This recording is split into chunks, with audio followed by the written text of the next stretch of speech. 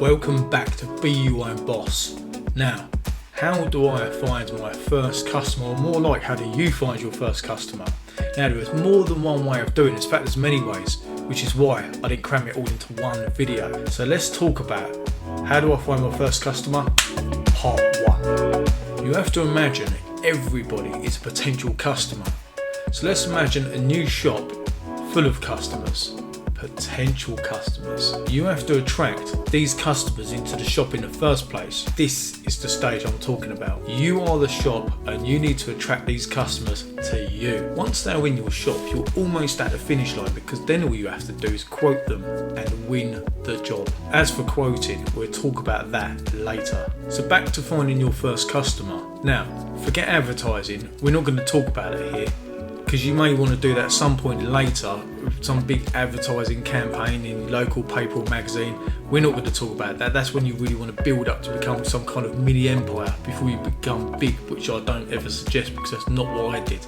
And I didn't want to do it and I wouldn't do it. However, if you are wondering which advertising should I use, paid for, I will be making videos on this if I haven't already done so. Work platforms and social media, ones which are free and ones which you have to pay for. Here we'll be talking about how you could do this for free and still make yourself known. Facebook and Instagram are a great way to boost your existence amongst your followers. People that you may know, even if it's just friends or family, they will pass your details on to somebody else, and you'd be surprised, some people even feel charitable just to get you started off the ground. Facebook and Instagram is a great way to boost your existence amongst all of your followers, and then they may share all of your details with people you don't know, making you known to them. So make a start, build your profile and take pictures. Get taking pictures of anything that you may have built or repaired for yourself or friends or family. This will make a big difference.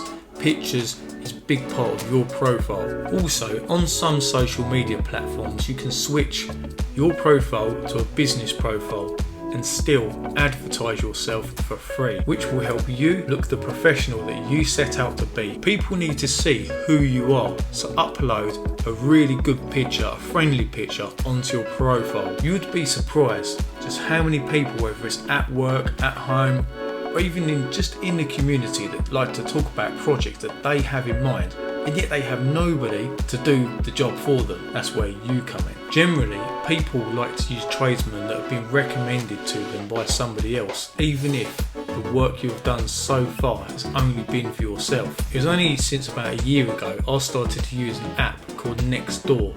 Now, this is a neighbourhood app, and this is designed to get people connected in the neighbourhood, and you can actually expand the radius of your neighbours, how many neighbourhoods. This is amazing. There was a customer that recommended this to me some time ago, and I thought, no, I've got enough work. And then she recommended me to somebody else's request, and I got loads of work out of it. So then I set up my own profile and advertised myself and got even more work from that.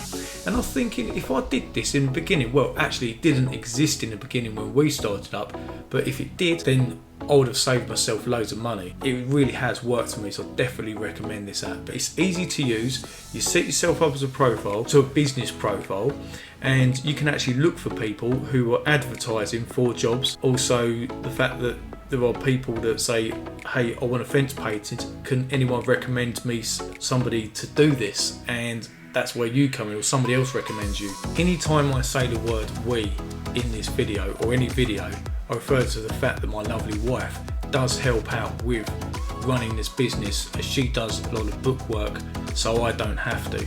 But believe me, I do know tradesmen that have set up just like myself, and you just don't overwork yourself, and you allow days for this. Just one person passing on your details to somebody else can be the start of a really good thing. The great thing about these apps is that when you do change your profile to a business profile, it's still free. I mean, can you believe that? But remember, if you do take on a job from here, if you see a request for a tradesman and you answer it saying you can do the job and you turn up, just be careful that you are capable of doing the job. Now, capable does not mean full of qualifications and years of experience. Capable just means that you can get the job done, even if it means doing a little bit of research, and more than often that just means go into a builder's merchants and they will help you out. Even if it's like, hey, what's the best gate latch that I use here? It's not a problem. It's platforms like these that would lead you to build up your profile, building up a really good reputation and get you known as a local tradesman throughout your community. So even if you just go along and cut their lawn or paint their fence, they will get to know you, and in turn you will let them know what else you're capable of, because generally speaking, people like to use the same tradesman over and over again. This will not only save you money, it will save them time and hassle. When you start becoming known as the local tradesman, this is word of mouth. But this doesn't happen overnight.